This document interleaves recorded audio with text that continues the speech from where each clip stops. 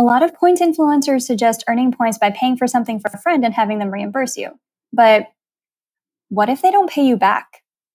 With Grabber, you help shoppers from Latin America buy US products, earn your points, and you'll get reimbursed and paid for delivering them on a trip. Shoppers pay up front when they accept your delivery offers, so you are guaranteed to get paid. Check out our show notes for a link to Grabber or go to grabr.io. Thank you to Grabber for partnering with this episode of the Geobreeze Travel Podcast. If you love flying but also want to help preserve the world that we enjoy exploring so much, check out App in the Air. Their app makes it easy to track your carbon footprint and buy offsets to become a carbon neutral traveler, which is actually much cheaper than I expected it to be. Also, if you buy the offset when you purchase your flights through the app's booking feature, all of it codes as a travel purchase. Cheers to earning extra points by helping the Earth.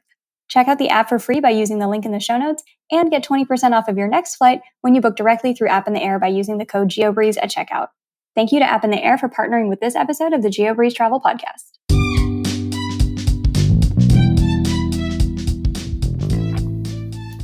Welcome to the Geobreeze Travel Podcast, a show for anyone wanting to level up their travel hacking lifestyle. I'm your host, Julia Menez. I'm a travel hacker, coach, speaker, Filipina-American ENTJ who loves solid travel gear and using shortcuts on spreadsheets. On this show, I'm on a mission to bring you travel hackers from all walks of life to help you level up your travel hacking game. We dive into credit cards, miles, points, strategy, mindset, and the secrets behind how to travel the world for next to no cost. So let's get hacking. We've taken our family to Disneyland twice now and paid for the whole thing using points, miles, or money from Airbnb, which I can talk about separately in a second. But basically, the first time we went, I think I mentioned we used Citi Thank You points. And that's kind of the go-to best lucrative way to buy Disneyland tickets is to open the Citi Premier cards and then purchase your Disneyland tickets through their travel agency connections. So we did our tickets with that. That's how we did our tickets the first trip. And like I said, we opened Marriott cards and stayed in a Marriott. And we did fly down on Alaska Miles. The flights between Portland and Orange County Airport on Alaska are just really, really cheap. And so again, that's where our Alaska Miles accumulated their work has really helped us, both Disneyland trips. Hey there, points people. You just heard a clip from Samantha Holland of Almost Free Traveling. Samantha loves using points and miles to travel to Disney parks and beyond, all while on a nonprofit salary. In this episode, Samantha and I discuss a highly requested topic, how to take cruises, especially Disney cruises, on points and miles. One of the strategies Samantha discusses in this episode is using Citi points to wipe the cost of your cruise off of your statement credits. My favorite Citi card is the Citi Premier, which comes with a variety of great perks, including the ability to transfer points to Turkish Miles and Smiles, where you can book flights to anywhere in the US, including Alaska and Hawaii, for only 7,500 points per person one way. It is a great card to have, especially for families who are looking to save on domestic travel. If you are interested in applying for the Citi Premier card to save on Disney tickets and/or flights, be sure to use a friend or creator's referral links. If you would like to support this show when you open your next card, check out geobreezetravel.com/cards, which is linked for you in the show notes. And now, on with the show. Hey, Samantha, welcome to the Geobreeze Travel Podcast. Hi, Julia. Thanks for having me. Of course, I am so excited to have you here. And I know a lot of people have called in or written in asking about cruises and how you can possibly do that on points. So excited to cover that today, as well as how do you do this on a nonprofit salary. Before we get into all of that, tell us a little bit about yourself and your background and how did you get into the game of points and miles? Yeah, well, like you said, for many years, my husband and I were both working in the nonprofit sector and raising 3 kids. And so not a lot of disposable income, but there were things we wanted to do. I wanted to take the kids to Disneyland. My husband was running and qualifying for marathons in other countries. And so I started searching up how to travel for free. And that's kind of how I stumbled into credit card points and miles. And the rest is history. What were some of the first sources that you used early on in your journey? Yeah, the first sources I think were like a Barclay arrival card or kind of, I call them the erasable cards or the statement credit cards. And the reason I started with those is because we were trying to get to the Berlin Marathon and I wanted to book Airbnbs. And so I started with statement credit cards. And then, I wouldn't do it the same way again going back, but I like to just encourage people it's okay to make mistakes. We're all on a credit card journey together. So I've learned a lot since then, for sure. So after you did like some of the purchase eraser ones, like Capital One Venture was a popular one back in the day. What were some of the cards that you moved on to after that? Well, definitely one of the first after I did a little research was the Sapphire Preferred, so we could get into Chase Ultimate Rewards. And then eventually upgrading the Preferred to the Reserve, which has been our primary travel card. We have a Priority Pass restaurant in our home airport here in Portland, Oregon. And so the Reserve has been kind of an awesome card for earning and just actually for a lot of different reasons. The global entry credit, we pretty much max out and beyond all the credits on that card. So there's generally like two paths people take when they get into this hobby. There's the I'm going to get one credit card at a time, move really slowly. And then there's the whole like, oh my God, I get to travel for free. Let's open 15 cards. Which path were you and your family? I don't know how anyone opens multiple at a time. I guess I'm not there in my journey yet. We're definitely open one card at a time, put all of our regular spending on it. Sometimes have a big expense that comes up, like a home repair or a medical expense, and put that on a credit card so we're hitting minimum spends faster. But we have always been one card at a time type people. If there's I don't know how to do it the other way. So you educate me. How would someone open a whole bunch of cards at once? I guess I just don't spend as much money as some people. Yeah, so there's lots of different ways that people will meet their minimum spend pretty quickly if they're opening one card every couple months or like them and their spouse and maybe an 18-year-old child are all opening cards at the same time. One of the most popular ways is if you can just find somebody who has something to buy and they're not into the credit card game, where you say, hey, can I just pay for this kitchen remodel for you, put it on my credit card, and you write me a check or Venmo me back? That's one of the easiest ways is just to find people like that. I know a lot of people will meet minimum spends by putting work stuff on there if you have to travel a lot for work and you're getting reimbursed anyway. But anything where you're going to get reimbursed for putting the spend on your card is an excellent way to go. Which brings us to my next question. Since you and your husband both work in the nonprofit sector, what has been your method of meeting these minimum spends? Because I know when people think nonprofit work, we just don't have that much of a budget to be putting all of this cash flow onto our cards. So, what's been your strategy around that? Yeah, well, I think that the perception might be that if you work in the nonprofit sector, you have zero money. But that's not true. I mean, we don't have high salaries, but we have salaries and we have 3 kids and we live outside Portland, Oregon. So we do, believe it or not, have enough expenses. I mean, we definitely spend 3 or $4,000 every 3 months, which is pretty much all you need for regular spending in order to hit minimum spends. But that was something we really looked into in the beginning because we weren't sure. You can't pay your mortgage on a credit card. So there are certain expenses you can't. And so we just really priced it out at the beginning, looked at our budget. How much do we spend? Is this going to be something that's feasible for us? And I think for my husband, he was really apprehensive to get into this. He was sort of like, "What is this that you're talking about?" But he had started following the points guy and some other credit card accounts. And so he kind of agreed to take this risk and try it out. And now, because it's allowed him to have this awesome marathon hobby all over the world, he's very into it and he's asking, "Oh, what card are we opening next?" That's fun. What was the first trip that you guys took with redeeming points that was kind of the aha moment for your family of, oh, I think we can make this work. This makes travel so much more affordable? Absolutely. So I have 2. And let me just say, we're not luxury travelers. So we like to stretch our points just like we stretch our dollars. And so the dollar amounts of our hack trips aren't astounding or anything like that. But I think that's what I love about travel hacking. It's for you to do what you want to do.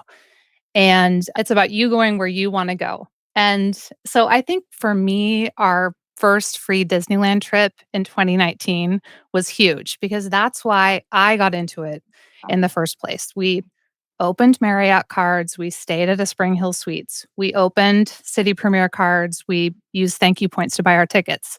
We flew down on Alaska Miles. So, I mean, it was maybe a $5,000 trip max, but it was priceless to me because it's what I wanted to do, and it was practically free.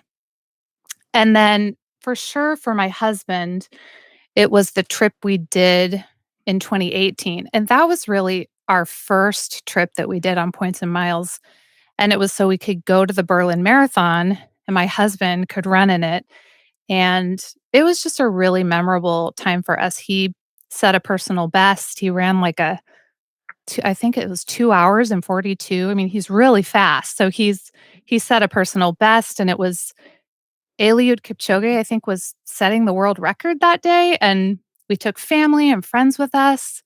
So for him, the fact that we could do that with Points and Miles, that's kind of what convinced him, like, okay, this we should make this part of our lifestyle. And on the way back from that trip, we flew over on British Air using Alaska Miles, and we took advantage of the free stopover on the way back and stopped in Iceland for 2 nights. And that was just kind of for anyone who loves the outdoors like we do, that's like a bucket list type trip to do. So, going to the Blue Lagoon and driving the Golden Circle, those are kind of some of the first Points and Miles doors that open for us. How did you earn enough Alaska miles for this? Because Alaska miles can sometimes be difficult to earn.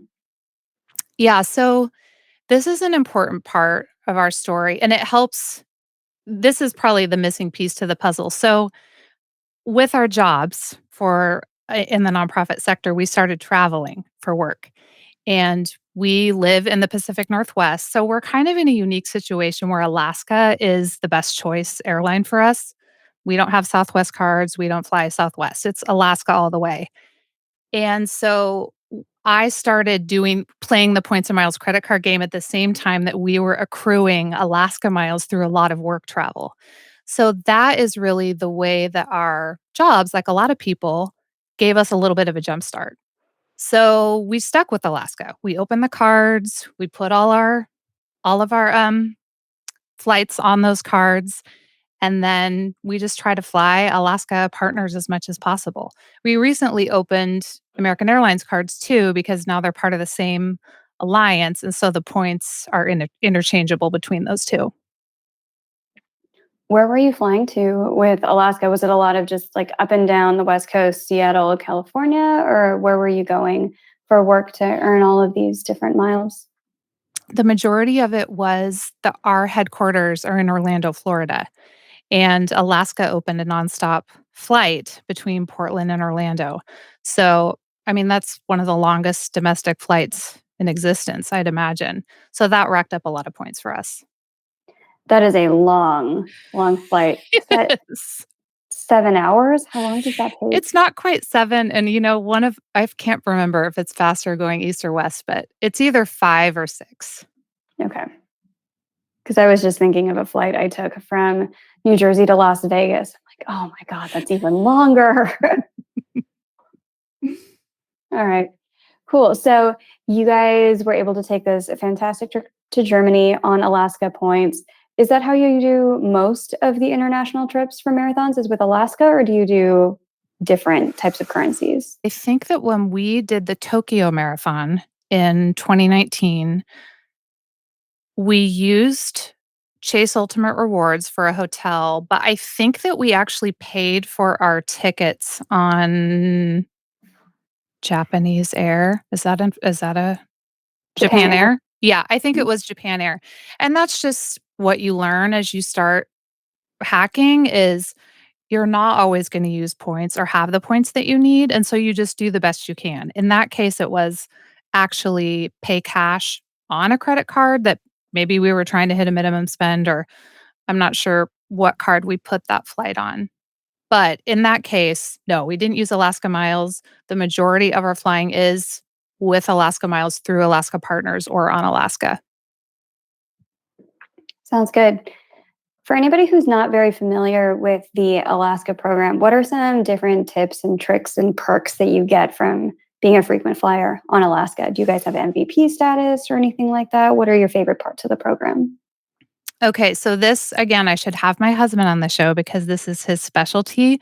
He does have status. I think he's MVP gold, and that does give us a lot of protection. So I think that we can change flights, cancel flights. There's obviously a lot of upgrades involved when we're flying.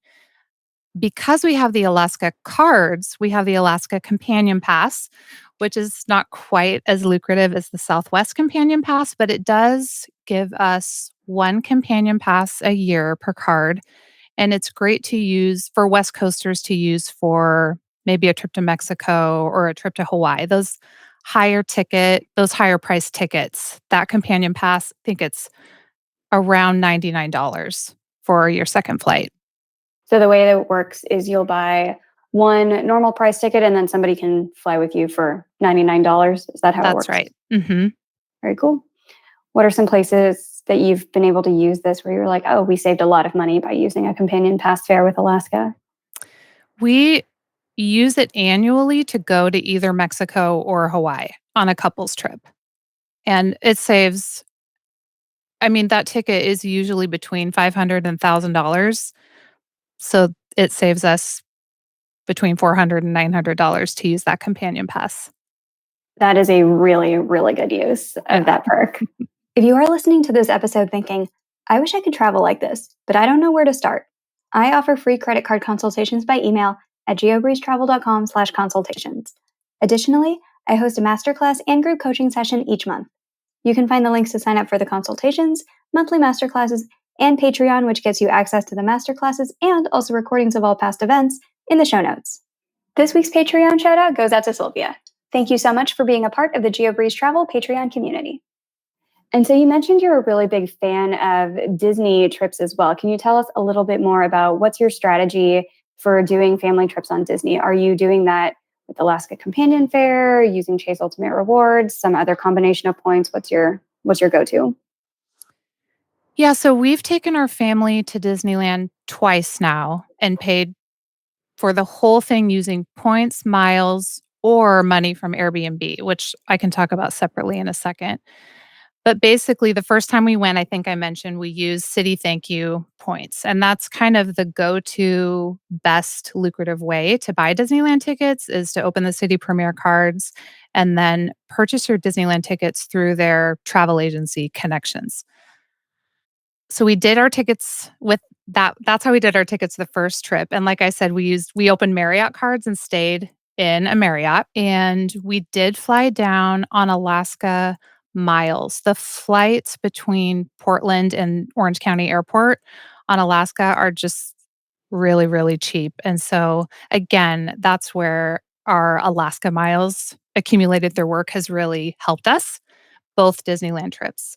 The second Disneyland trip, we went on our annual camping trip in 2020, and we rent out our house on Airbnb. So since 2016 and since moving into the home we're in now, we've made about $25,000 renting out our primary residence a few weeks a year. So that's one of our biggest travel hacks and has really funded a lot of what we've done, along with putting money back into the house, etc. But that's how I earned the money to buy Disneyland tickets. I just earmarked that cash. This is for our Disney trip. And then hotel this year was a Home 2 Suites by Hilton, and we opened Hilton Surpass cards to earn the points for that. Awesome. That is a really good combo of different tricks. And I know a lot of people are a little bit wary to like list their home on Airbnb, like, oh, what if somebody just like comes in and rummages through all of our stuff? But that can be an awesome way to earn some extra cash to fund vacations. Can you talk about just the mindset of, okay, we're going to list our home on Airbnb while we go camping for a couple of weeks? What are some of the major just like hurdles and challenges, and how do you address that? I mean, it's a great question, and I've had this conversation lots. And again, if you put yourself in that mindset where we're both in nonprofit careers. And so, not a lot of disposable income. And so, I was always thinking about how can we maximize every dollar? How can we leverage every asset? For a long time, we were renting a house. We barely sold our house in 2008 when everything crashed. We rented a house for 5 years, loved it. We're kind of didn't want to buy a house again. And then we're forced out of our rental in 2016 and couldn't afford to rent because then rents were high. So, part of what we were thinking about when we purchased this house was having it be Airbnb accessible. And so we were thinking from the moment we moved in, how can we live as minimalists? How can we have a house that's inviting and clean and um, streamlined for guests? And that, I mean, there's a few things I really like about it. One is just that I know I'm leveraging my biggest asset. I love knowing that someone's using my home when I'm not here. We for many years would travel every other summer to Colorado for a big national staff conference, and we'd be gone for 6 weeks. And it's actually not good for a house to sit empty for 6 weeks for a lot of reasons. So, I understand people have concerns. I totally get that about renting out their primary residence, but I feel like Airbnb has set their platform up in a way that protects renters. I list our house specifically targeting who I want to stay in our house. I list it as a family house on a quiet cul-de-sac. I indicate that no parties are allowed. I list a fine for any noise complaints. And then I talk to people when they want to rent our house. I want to make sure it's a good fit for them. I mean, if they want to have a loud, wild party, they can, but it's not going to be a good fit for them to have it at our home. And so I feel like there's kind of a mutual screening process that happens that I'm very intentional about. And that's just part of the way that we've protected our home and ourselves and other people in the process. And we honestly have had 99% really good experiences. I highly recommend Airbnb. Awesome. And so you just do this for 6 weeks out of the year, and then the rest of the time your family is living in the primary home. So we aren't on that schedule anymore of having that conference to go to, but that was initially why we really wanted to rent our house out. Now what we do is if we book a vacation, then we list our house. Sometimes it rents, sometimes it doesn't. If we have flexible weeks coming up where we could go somewhere like the week between Christmas and New Year's, spring break, things like that, we list the house. And then if it rents, we'll go somewhere. If it doesn't, we stay home. So we try to just be flexible, spontaneous, see what comes up. There have been times where I've just listed the house open for the whole summer to see what happens. I stopped doing that because it was booking so fast that I couldn't even keep up and so far in advance that I didn't know exactly what we would be doing at that time. So it kind of depends on the life stage that we're in and what's going on with our family. We switch it up year to year. Do you have a property manager, or who takes care of like the turnover if multiple families are staying in there while you're gone? That's a really important question, and that was one of the first lessons I learned was that I needed to have a whole crew of people, backup people, first call people that would be property managers. And so we kind of have a whole mix. We have a couple different cleaners that we have relationships with, and depending on what their schedules are, one or more of them will come. And then we have good relationships with our neighbors, and so we're on board. They're on board with us if something goes wrong. We have a handyman that we can call if something goes wrong in the house. But yeah, it's a whole bunch of different people that are in on it, and we really wanted because we live on a quiet cul-de-sac and have relationships with our neighbors and want to be good neighbors, we brought them into the process so that, if something goes wrong, they can call us. If we need something, we've had neighbors run over and yeah, so it takes all of our relationships to run this Airbnb. Nice. Well, that is such a good way to fund all of these different vacations too, because I know some people are like, yeah, Disney tickets are difficult to like travel hack sometimes because you can't just, I mean, you could pay for them with points, but it's not always the best redemption. So just finding another way to earn a cash flow to offset this is a great thing to do. I know that another thing that people often ask about where it's really hard to find points redemption that's worth it is when they want to go on family cruises. Has your family ever done anything like that? Or do you have any tips and tricks for how to do that kind of offset aside from rent your house on Airbnb and that money will pay for the cruise? Well, our family has not been on a cruise. I have been on an Alaskan cruise, and I just want to give it a shout out because it's one of the highlights of traveling that I've done is going with my mom on an Alaskan cruise. And I have not figured out how to point hack that. When I do, I'll put it on my blog. But as far as family cruises, even though we haven't been on one, it's a dream for so many and for a lot of my followers. And so I wrote a blog post researching and reviewing how to book a Disney cruise using credit card points. Now, the cost of a Disney cruise can vary wildly, anywhere between $1,500 to $5,000, depending on when you go, how many nights you cruise, where you cruise, how many people are cruising with you. So, the first thing to do is just look on Disney's site at all the options, and that will give you a cost estimate. Now, as I researched, I found there's a few ways that you could book a cruise, and you kind of alluded to this, but you probably don't want to because it's not the best redemption value for your points.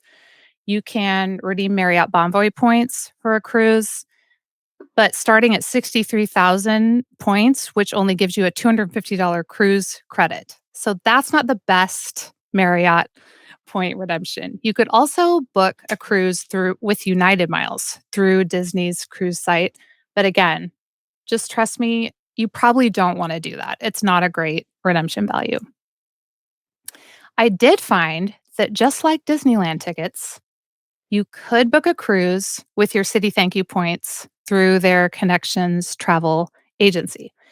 And it is a pretty good it's 1 cent a piece for some card holders. I'm guessing the Premier card holders. So that is one way that just like Disneyland tickets, you could open Citi Premier cards and use your bonus points to book, I guess, a $1,600 cruise or less. But most credit card bonuses won't cover an entire Disney cruise. So you could pay for your cruise in payments to a third party. And I think that's a really creative way to hack it. I talk about this in my blog post, but when it comes to booking Disney cruises or tickets, I always recommend booking through a third party like Getaway Today or Undercover Tourist. One reason is we just love supporting small businesses and think that's a great way to go. But they also typically offer discounted rates, refunds, and by booking through them, you ensure that your cruise will code as travel, which matters on some of these credit cards. That's a really, really important point is to make sure that codes is travel because if you buy it just straight out from Disney for whatever reason, it codes as entertainment, right? Like as if you bought a Broadway ticket or something. It doesn't actually code as travel, even though you're going on a cruise. But if you buy it through a travel agent, you're supporting a small business and it codes as travel. So you get a lot more points depending on what credit card you're using. That's an excellent point. Absolutely. I'm really glad that you drew that out because I mean, there's just so many reasons to go through a small business, but that is a major one. You want to make sure that you're going to be able to use your points or your statement credit or whatever to erase that charge. So I contacted Getaway Today and just asked them, do you finance cruises? And they said, yes, you can pay a 20% deposit and then they'll take payments until a deadline of 60 to 120 days before sailing. So this means that well in advance, you could price out your cruise, call Getaway Today, and put a 20% down payment on a credit card for which you can then use the bonus for a statement credit and then periodically open another card, make another payment, and then erase that card. with your bonus. So in the blog post, I list out lots of different ways that you could do this with different cards. So there's a few different cards that are these erasable type that I love that are super flexible. So, I mean, the obvious one that everyone's opening right now is the Capital One Venture X because $10,000 in 6 months earns you basically $1,000 towards your cruise. And there's lots of other sign up bonuses right now too with that card. The $300 travel credit if you book something through their portal, $200 Airbnb credit, which maybe you need to stay in an Airbnb overnight before your cruise leaves. So that is a really lucrative one that someone could use to make $1,000 payment on a cruise. If you have another adult family member that could also open a Venture X, then you have $2,000 towards your cruise. So that is an obvious one. There's also just the regular Capital One Venture card that you can put a payment towards the cruise on that card, use the bonus points for a statement credit. You could do the same thing with the Bank of America Premium Rewards card. You could trigger your Chase Sapphire Reserve travel credit, $300 by making a payment. So it kind of depends on the price of the cruise, how this process is going to go. But I think that if we get creative, you really could end up paying for your entire cruise, making payments on these erasable cards. This is a fantastic travel hack. So, to summarize, go with a travel agent. Like, what was the name of it? Getaway Today? Getaway Today or Undercover Tourist is another. Okay. So, you sign up with one of them, opt for the financing payment. Do you have to pay extra by doing financing? Are you going to end up paying a lot more in the end by doing this? You know, I wish that I had asked them that question, Julia. I don't know. In some cases it might be worth it to pay. I mean, if you're going to get in the end get the cruise paid for with all your statement credits, it might be worth a financing charge. Your mileage may vary, I guess. Yeah, that's a good point. If you're earning 10 cents to the dollar by using a new introductory bonus to pay for a financing payment and you have to pay an extra 5%, then you might just need to do the math and it'll work out. Okay, so then you split it up into finance payments. Can you choose how much each payment is after the initial 20%, where you say, I would like to make a $3,000 payment today, I would like to make a $2,000 payment today, or are you scheduled and locked in with certain payments at certain times? When I communicated with them, the only things that they said were fixed are the 20% down payment and then the that they allow payments until a deadline of 60 to 120 days before sailing. So it sounds like they're very flexible with how you set up the payment. They just really want that deposit and they want the whole thing paid for by a certain date. That's awesome. So then you can just open however many cards you want in between that time frame, meet the minimum spend, pay down your cruise slowly that way, and then just make sure that it's paid all the way down by that final deadline. The aspect I really like about it is that, of course, on a cruise, your food is also included. And so this is truly a free vacation. Unlike, Disneyland, when I say I'm going to Disneyland for free, I'm spending money in the parks and there's no way to travel hack that really. But with a cruise, it's all inclusive. So you really are paying for the whole thing with credit card bonuses. That's awesome. And even if you're like, well, I don't like the Capital One ones, or like we just kept getting turned down by Citi for whatever reason, even if you're using this for other credit cards, like just a normal Chase Sapphire or something, you'll earn your sign up bonus there and you can use that towards the flights towards the cruise port or something. So if you're meeting a minimum bonus by making these payments, that is a fantastic way to fund your vacation. Absolutely. And a lot of the trips that we take are not fully paid for by points and miles. Sometimes we're using Alaska miles that we had through work to fly somewhere and we're staying in an Airbnb with friends. And so we didn't really use any points on that trip. But it's, I just try to look at it not as all or nothing. If you pay for some of your cruise payments, with points, you're ahead. If you pay for some of it with cash, just consider that you hacked part of it. So I think there's a lot of different ways to do it.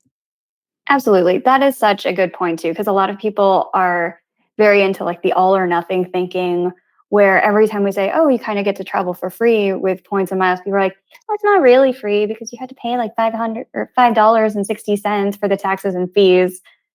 And to those people on the internet, I'm just like, do you really want to rain on this parade? They just saved $600. But okay, there's always those people on the internet who are saying, well, I'm going to nitpick at this because it's not totally free. So we might as well, I guess, not do this and not save $600. People on the internet are weird. That's why I called my account Almost Free Traveling. I knew that someone was going to say, it's not totally free. So I just put it in the name. Now they can't say that. That's a really good way to get around it, where you're like, it's the brand, Yeah. almost free. I told you up Cool. front. That is awesome. That's an awesome name for a blog.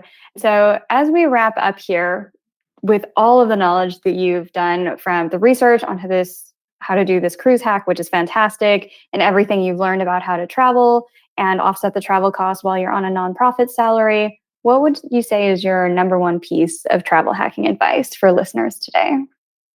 When I first looked into this and I realized that credit card bonuses existed and that I could use them for travel, I thought, why isn't everyone doing this? This opportunity is sitting there for the taking. If you have the credit score and the regular spend, why not go for it? Why not try it? And so I encourage everyone just to at least try one card, try a Sapphire Reserved, or try if there's an airline you're flying regularly, open that airline card, take a baby step, see how it goes. And I always say, my husband is really conscientious about finances and scams and things like that. If he is willing to do it, it is a very safe, wise, lucrative thing to get into. Wise words. I always mention whenever someone's like, "Oh, is this like a safe thing to do?" I'm like, "Well, we've got dozens of people on this podcast who attest that they've done it and bad things haven't happened to them." So there's that. Also, thousands of other people on the internet. Yes, absolutely. Make a spreadsheet, keep track of your payments, pay off your card, be a responsible person like you are in other areas of your life.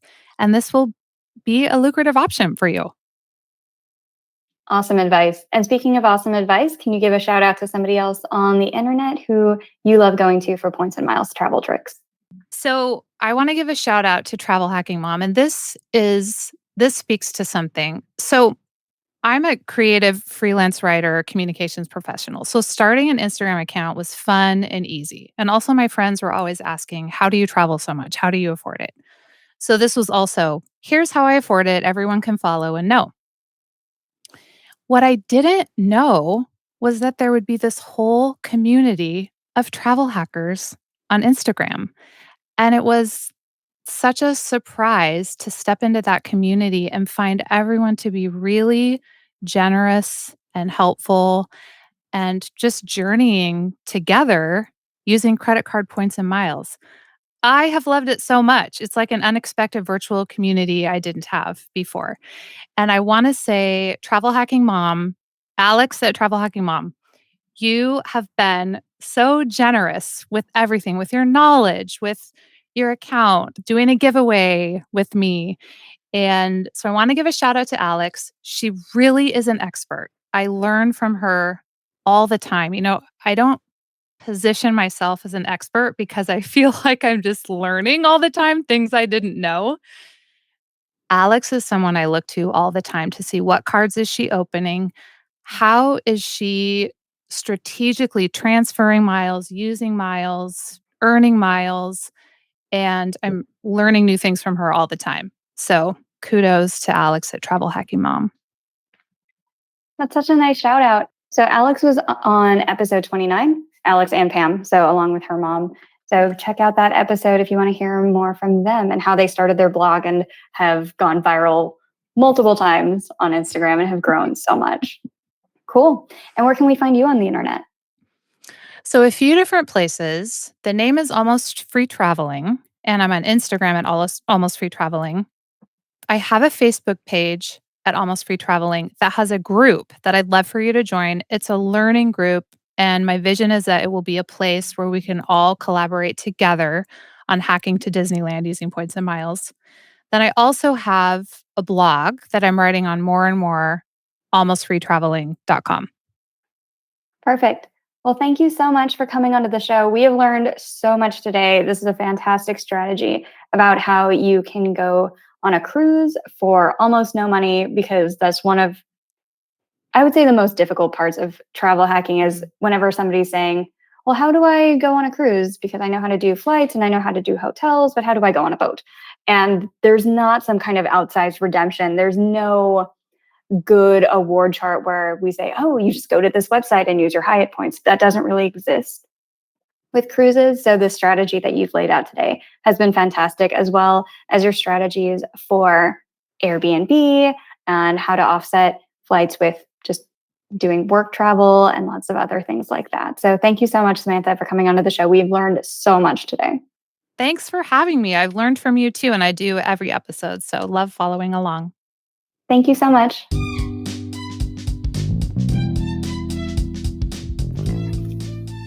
Thank you so much for listening to today's episode of the Geobreeze Travel Podcast. If any of the cards mentioned in today's episode piqued your interest, please check out the links in the show notes for more information on any of the cards.